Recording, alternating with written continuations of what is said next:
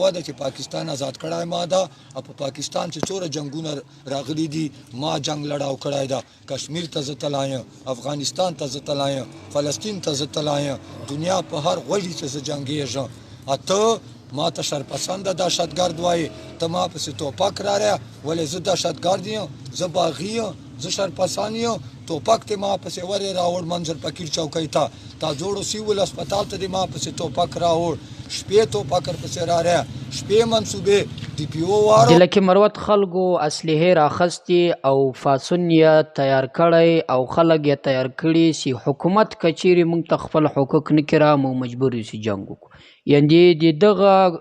پاڅون مشر چې د انعام خان دی د جهاد اعلان هم کړی تورې یې هم فلاسو کې نیولې او اسلحه یې هم فلاسونو کې نیولې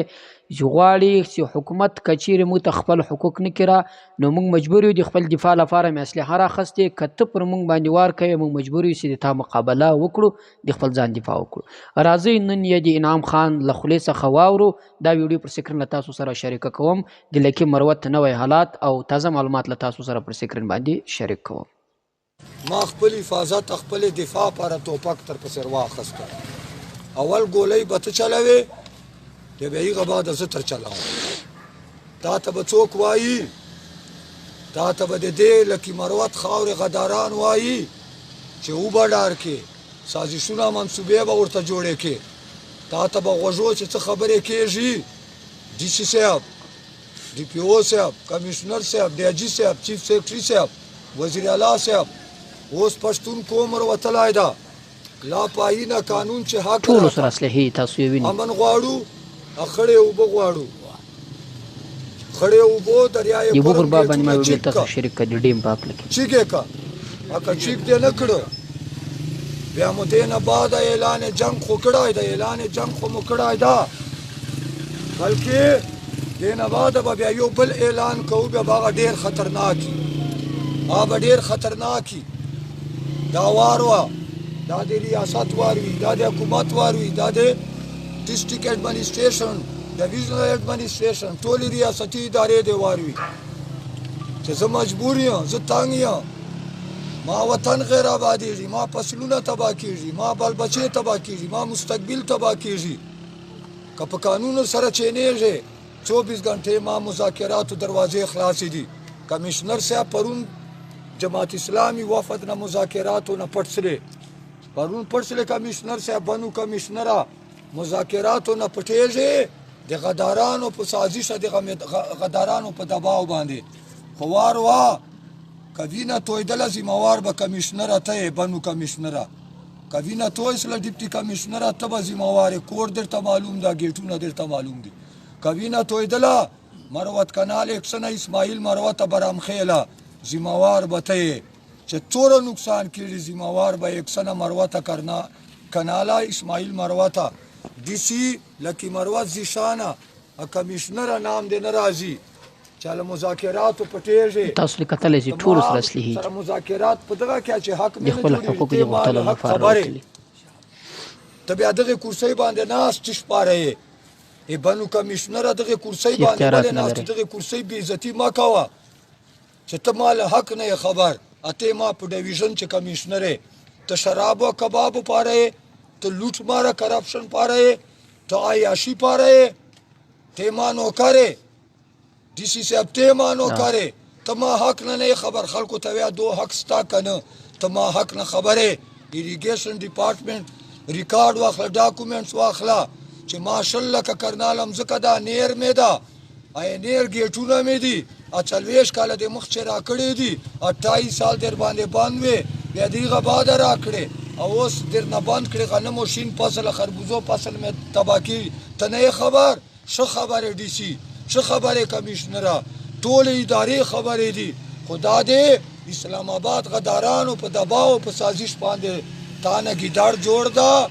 او ته په دغه سازش ته شاملې ومولا توپک نه خستو خو چې تا توپک پسې راوړ چلويش ګاډي پولیس چراو تر باندې امبولانسونه دراوستل سبا عمل راولیا ابېګا عمل راولیا بیګا د شپې ته جوړي چې سازش تر جوړو چې په درنه میدان بډزونه کو مستد سازش کاراسو سړی دې تیار کړیو پیسې دې واروي چې دالته په میدان د زونه ورکا نن دې یو سازش جوړو موږ تا منټ له سازشونه خپلو خلکو ته دی چې کومې غداران او ایجنټان دي میټینګان کوي چې دا در نه به ختم کوو دا توپک یې راوړ شر جوړوي فتنه جوړوي فساد جوړوي موږ امن پسند خلک یو موږ آئین پسند خلک یو موږ قانون خلک یو موږ پاکستان وفادار خلک یو موږ خاورې وفادار خلک یو موږ دعوه ده چې پاکستان آزاد کړای ما ده او په پاکستان چې څوره جنګونه راغلي دي ما جنګ لړاو کړای ده کشمیر ته زه تللی یم افغانستان ته زه تللی یم فلسطین ته زه تللی یم دنیا په هر غوږي چې زه جنګېږم ته ما ته شرپسنده دهشتګرد وایي ته ما پسې توپک راریا ولې زه دهشتګرد یم زه باغي یم زه شرپسند یم توپک ته ما پسې ورې راوړ منظر فقیر چوکۍ ته تا جوړو سیول هسپتال ته دې ما پسې توپک راوړ شپې توپک پسې راریا شپې منصوبې ډي پي او واروا ډي سي واروا کمیشنر واروا ډي اجي واروا بخملو کلی چې زه نن موجود یم پرون موجود یم بیا به موجود یم اول بخملو ته راشه ګولۍ وچلوه بیا که ته جوړي ته راځې بیا ته جوړي ته راشه پښتون قوم به ټول جنګ تر سره کوي ما به یو شهید وې تا ول به سل مړاو تا به سل مړاو خو توپک نه قرار سه توپک مر پسې را روه ټیني ایم پي او به خپله جیب چې شوریا اف آی آرونه به جیب چې شوریا ما ته دې چې څوره پورې امن نه یې را خړې اوبه دې نه یې را دوره پورې به توپک په لاس ترته ګرځوم نن بیا ترته ګرځوم سبا بیا ترته ګرځوم رمضان به ټول توپک ترته ګرځوم عید چې بیا ترته ګرځوم عید نه بعده بیا ترته ګرځوم چې توره پورې د امن نه یې را خړې اوبه دې نه یې را دوره پورې به توپک په لاس ترته ګرځوم خو ډز نه ترکوم قانون په لاس چې نه اخلم ته به ډز ورکیا بیا زه جواب درکوم به تا ته هلته پته ولګېږي چې تا ته به له پاسه ډزېږي تا ته به له کوزه تر ډزېږي تا ته به له څلورو طرفونو ډزېږي بیا به هغه قیامت ته وګورې او دنیا به دې ګرموي چې خپل عوام یې مړه کړه دنیا به لعنت تر باندې وایي چې دنیا خپل عوام دې مړه کړه ولې دې مړه کړه امن غواړي خړې اوبه غواړي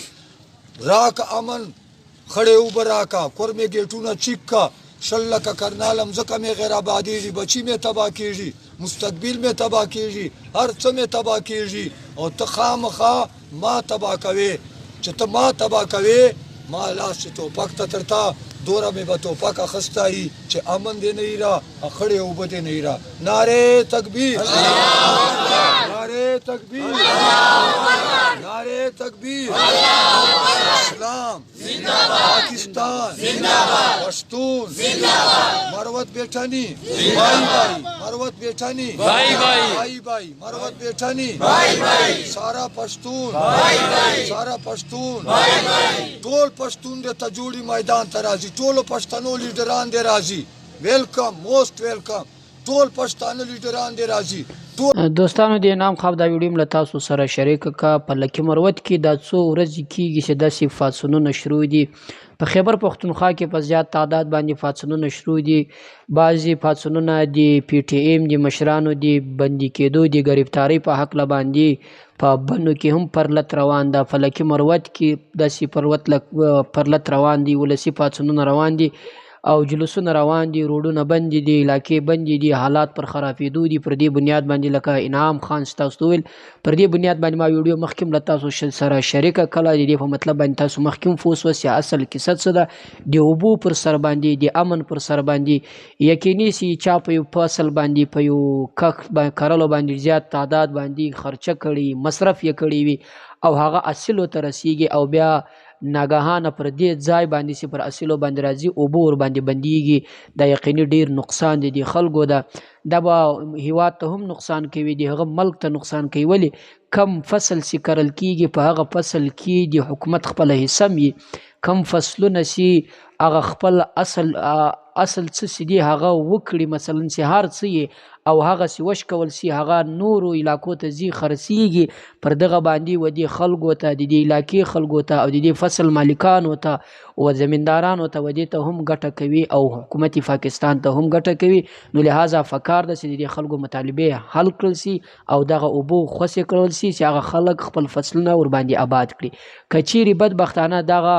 خبره مثلا داسې جاری وساتل سي او دغه فصلونو ته اوبه نه ورکول سي نو به دا یو دا نقصانو کې چې فصلونه به هم خراب سي، د دې خلکو را روان مستقبل به خراب سي، او د دغو خلکو د حکومت تر مابینځ به نور هم تضاد راسي، نور هم واټن به راسي، نور به د تر مابینځ اختلافات پیښ سي. لکه انعام خان سي وایي موږ مجبوره یو چې خپله دفاع په خپل لاس باندې د اسلحې په زور وکړو. نو تاسو سوچ او فکر وکړئ چې خبره تر اسلحې ورسیږي، خبره تر جنګ ورسیږي، خبره تر جګړې ورسیږي، نو بیا به څومره نقصان پیښ کړي، څومره اختلافات به پیښ کړي. نو هر قومي مشر، هر د حکومت مشر چې پښتون وي، هغه د باید دا کوشش وکړي، دا کردار ادا کړي چې دا مسله زر تر زره حل کړي، تر څو د دې تر مابین اختلافات او جګړې